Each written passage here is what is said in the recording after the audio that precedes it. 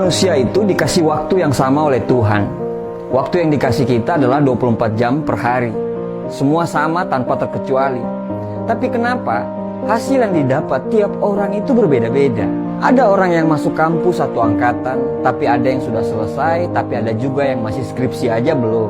Ada orang yang masuk sebuah perusahaan di waktu yang sama, ada yang sudah dibayar 10 juta, tapi ada juga yang masih 5 juta. Ada orang memulai bisnis dengan waktu yang sama, modal yang sama, di waktu yang bersamaan, tapi hasilnya tiap orang berbeda-beda. Sebenarnya kenapa bisa terjadi perbedaan itu? Kalau saya tanya kepada kamu pasti akan menjawab, ya wajarlah, dia dari sananya emang udah pintar. Ya wajarlah, dia kan punya bakat bisnis. Ya wajarlah, dia kan saudaranya pemilik perusahaan. Ya wajarlah, dia kan penjilat, makanya disukai bos. Ya wajarlah, nasibnya lebih baik daripada saya. Kalau kamu sudah punya pemikiran seperti itu, ya sudah, urusan kita sudah selesai. Karena percuma ngomong lebih lanjut kalau mentalmu aja udah keblok dengan pikiran-pikiran yang negatif seperti itu. Mau dikasih masukan apapun tidak akan pernah terjadi perubahan. Siapapun yang ngomong tidak akan pernah merubah kamu. Karena mentalmu aja udah keblok duluan. Mungkin memang benar kalau manusia tidak mulai dari titik yang sama. Ada yang lahir sebagai anaknya orang kaya sehingga dia tidak galau tentang masalah keuangan. Ada yang saat mulai kuliah sudah dikasih fasilitas yang sudah melimpah. Kosnya dengan kamar mandi dalam, punya AC dan wifi yang lancar. Perusahaan milik adiknya bapaknya, sedangkan bapakmu biasa-biasa saja. Sama-sama mulai usaha kafe, tapi karena kamu tidak punya modal sehingga kamu harus merintis dari awal dengan menjadi karyawan kafe dulu. Sedangkan yang lain langsung membuat sebuah kafe yang besar dengan modal dari bapaknya. Banyak sekali faktor-faktor yang memang terjadi di luar kendali kita. Kita tidak bisa memilih untuk lahir dari orang tua yang mana, bentuk wajah yang seperti apa, lahir dari keluarga yang broken home atau tidak.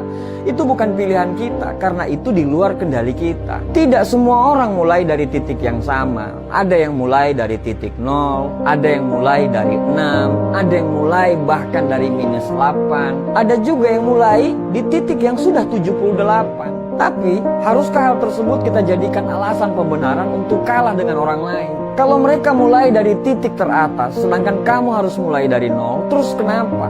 Mau mundur dan terima saja? Kalau mereka langsung bisa membuat hal yang besar karena kondisi mereka sudah diuntungkan, dan kamu harus memulai dari bawah banget, terus kita mau protes kemana? Terus, apakah kita akan menyerah begitu saja? Membiarkan mereka sukses dan kita sukses membangun alasan? Kalau orang tua kita tidak punya, apakah kita tidak boleh gitu memutus garis kemiskinan? Kita mau hidup begini-begini saja, membiarkan orang lain semakin kaya dan kita tidak menjadi apa-apa. Kawan, orang sukses punya 1001 macam cara untuk sukses, dan orang gagal punya 1001 macam alasan buat gagal. Jangan sesali sesuatu yang sudah terjadi di luar kendali kamu. Berdamailah dengan dirimu dulu.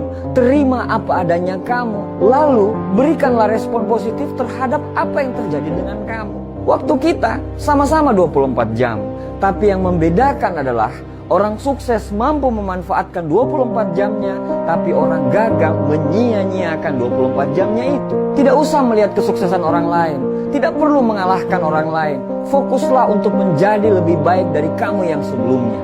Jangan buang waktumu hanya untuk menyesali apa yang sudah terjadi dengan kamu. Jangan buang energimu hanya untuk sirik dengan kesuksesannya orang lain. Pergunakan waktumu dan energimu untuk menerima apa adanya kamu. Dan berusahalah menjadi lebih baik tiap hari. Terus menjadi lebih baik. Berdamailah dengan apa yang terjadi dengan kamu. Semua manusia pasti punya kekurangan dan kelebihan. Jangan selalu menganggap diri kita kurang dan orang lain lebih. Manusia diciptakan dengan kekurangan dan kelebihan masing-masing. Jangan selalu mengutuk keadaan. Jangan selalu merasa kurang. Jangan mengutuk pekerjaanmu, karena pekerjaanmu yang banyak adalah impian bagi para pengangguran. Jangan mengutuk anakmu yang berisik, karena anakmu yang berisik adalah impian wanita yang ditakdirkan untuk tidak punya anak. Jangan mengutuk rumahmu yang kecil, karena rumahmu yang kecil adalah impian oleh orang-orang tergusur dan terusir. Jangan mengutuk hartamu yang sedikit, karena hartamu yang sedikit adalah impian bagi orang yang terlilit utang. Bersyukurlah, bahkan untuk dengan sendal jepit yang kamu miliki pun, Di luar sana, sendal jepit itu adalah impian bagi orang-orang yang tidak memiliki kaki. Sadarilah bahwa kamu terlahir dengan banyak potensi. Kamu terlahir dengan kebaikan dan kepercayaan. Kamu terlahir dengan cita-cita dan mimpi. Kamu terlahir dengan sayap-sayap yang indah. Belajarlah dan gunakanlah sayap tersebut. Gunakan dan terbanglah setinggi yang kamu mampu. Memang, kata orang jangan terbang tinggi-tinggi. Nanti kalau jatuh, sakit. Tapi, kamu tidak akan melihat yang indah-indah kalau kamu tidak terbang yang tinggi-tinggi. Memang benar, kita tidak mulai di titik yang sama. Tapi, kalau kita mau berusaha dan berdoa, kita akan berakhir di titik yang kita inginkan. Terima kasih.